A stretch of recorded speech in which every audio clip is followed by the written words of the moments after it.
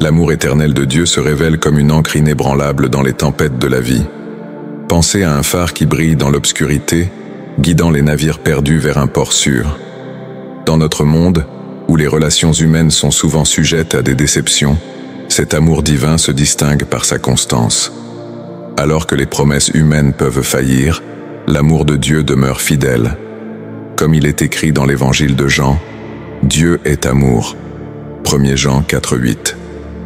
Cette affirmation simple mais puissante nous rappelle que, peu importe les circonstances, cet amour ne nous abandonnera jamais. Réfléchissons à nos propres vies. Combien de fois avons-nous placé notre confiance dans des personnes, des projets ou des rêves, seulement pour découvrir qu'ils peuvent s'effondrer? Nous investissons notre espoir dans des relations, mais souvent, ces liens peuvent être fragiles. Les amis peuvent nous trahir, les proches peuvent nous décevoir. Pourtant, au cœur de ces expériences douloureuses, Dieu nous appelle à reconnaître que son amour ne faillit jamais. C'est un amour qui ne dépend pas de notre performance, de nos succès ou même de nos échecs. Il est là, inconditionnellement, attendant que nous nous tournions vers lui. Cette invitation à s'abandonner à cet amour peut être libératrice. Imaginez un arbre robuste, enraciné dans un sol fertile, offrant refuge et ombre. De la même manière, l'amour de Dieu nous offre un espace de sécurité où nous pouvons être vulnérables sans crainte de jugement. Cet amour nous encourage à déposer nos fardeaux, à partager nos luttes et à chercher réconfort dans la communion avec lui. Selon le psaume 136, 26, « Rendez grâce au Dieu des cieux, car sa bonté dure à toujours ». C'est une invitation à la gratitude, à célébrer la fidélité de cet amour au fil des âges. Il est également crucial de comprendre que cet amour inconditionnel n'est pas synonyme d'absence de défis. L'amour de Dieu ne nous garantit pas une vie sans souffrance, mais il nous assure qu'il est à nos côtés à chaque étape du chemin. En tant que Père aimant, il nous guide même dans les moments difficiles, nous encourageant à grandir et à nous rapprocher de lui. Cela peut évoquer l'image d'un parent qui tient la main de son enfant à travers un terrain accidenté. Cette main ne lâche pas prise, offrant soutien et réconfort. En explorant cet amour, considérons la parabole du Fils prodigue. Ce récit illustre de manière poignante l'amour inébranlable du Père. Même après que le Fils ait choisi de s'éloigner, de gaspiller son héritage, il est accueilli à bras ouverts. « Mon fils, était-ce que tu ne savais pas que j'attendais ton retour ?» Cette question résonne avec chacun d'entre nous. Peu importe nos choix passés, Dieu nous attend, prêt à nous embrasser avec un amour qui ne connaît pas de limites. Il est également essentiel de réfléchir à la manière dont cet amour nous transforme. Lorsque nous faisons l'expérience de l'amour divin, nous sommes appelés à le refléter dans nos propres vies. Nous sommes invités à aimer les autres sans condition, à offrir grâce plutôt que jugement, à apporter de la lumière dans l'obscurité.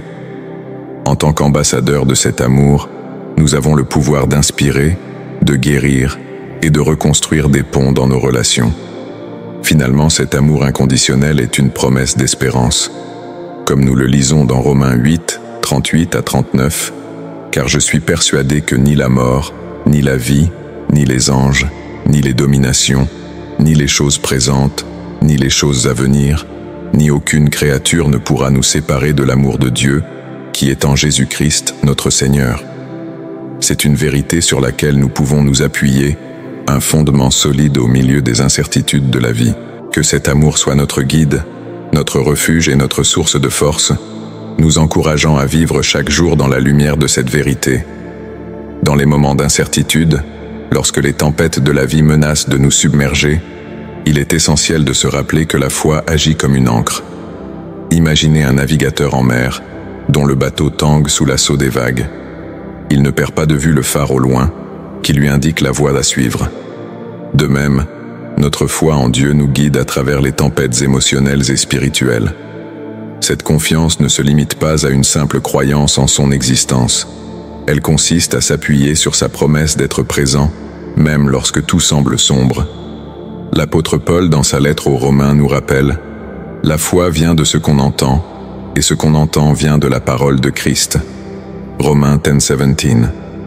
Cela souligne l'importance de nourrir notre foi par l'écoute et la méditation de la parole de Dieu. Lorsque nous plongerons dans les Écritures, nous découvrirons des récits de personnes qui, comme nous, ont fait face à des défis insurmontables.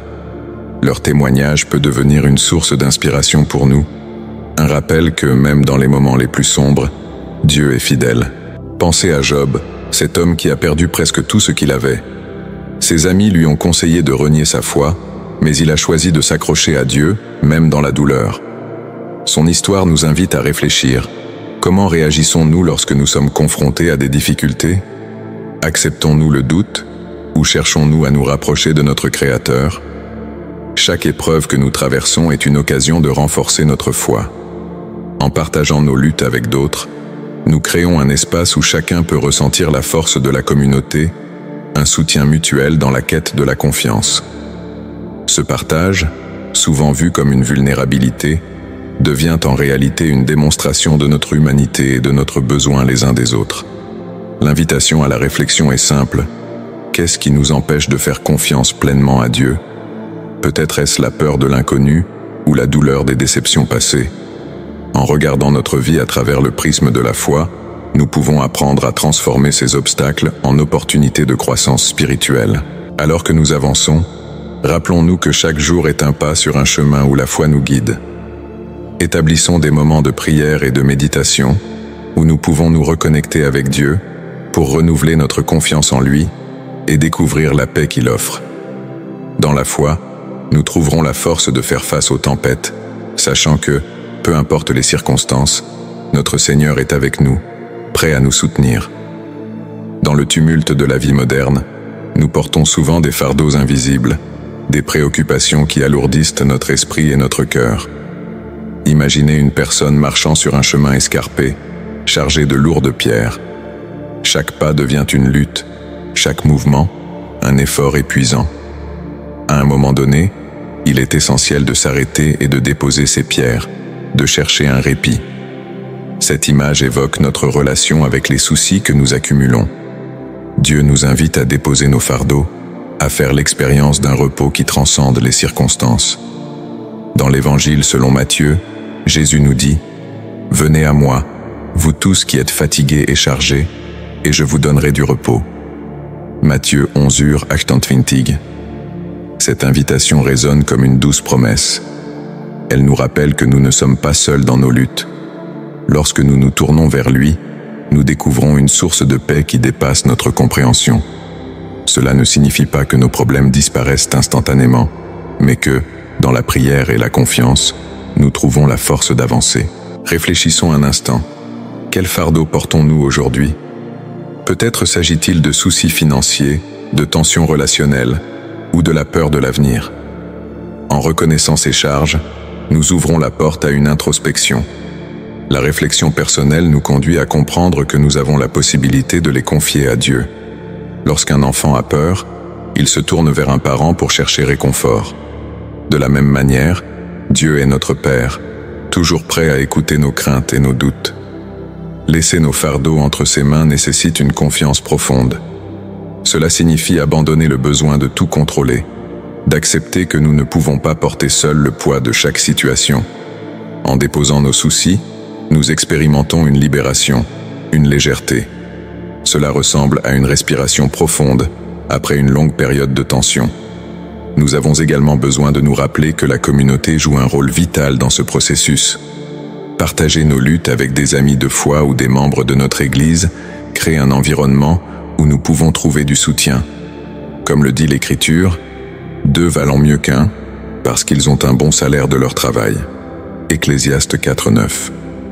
Se rassembler avec ceux qui nous encouragent dans notre cheminement spirituel nous aide à porter nos fardeaux collectivement, créant ainsi une dynamique de soutien mutuel. À chaque prière, à chaque acte de foi, nous sommes invités à offrir nos préoccupations à Dieu.